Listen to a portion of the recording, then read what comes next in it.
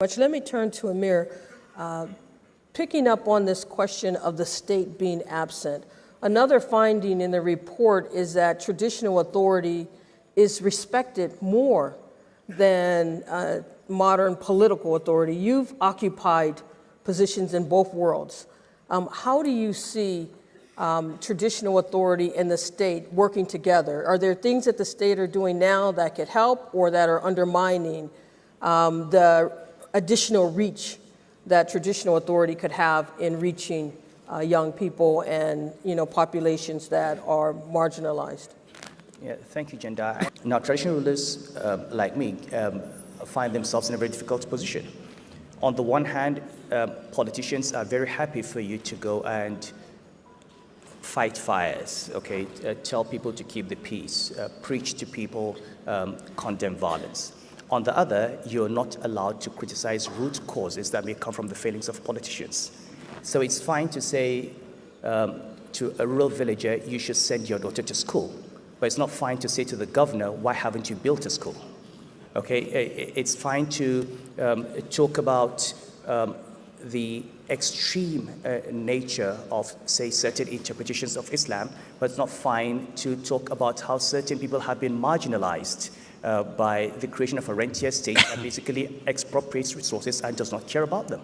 If you take Nigeria, in 1960, land per rural dweller was 2 hectares per rural dweller. Today we've got 0.9.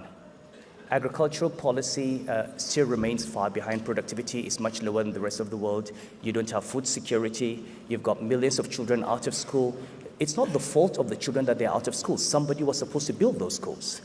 So the difficulty for traditional institutions is, on the one hand, they're firefighters, and will continue to do that. On the other, to actually address the root causes of extremism, you've got to address questions of governance, education, healthcare, corruption. And to do that is now political. And so that's the difficulty, I think. If you take the UNDP OHDI poverty index in 2015, poverty levels in Nigeria, 46%.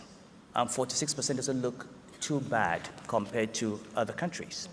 However, if you break these numbers down, in the southwest of Nigeria, 80% are living above the poverty line. In the northwest, 80% are living below the poverty line.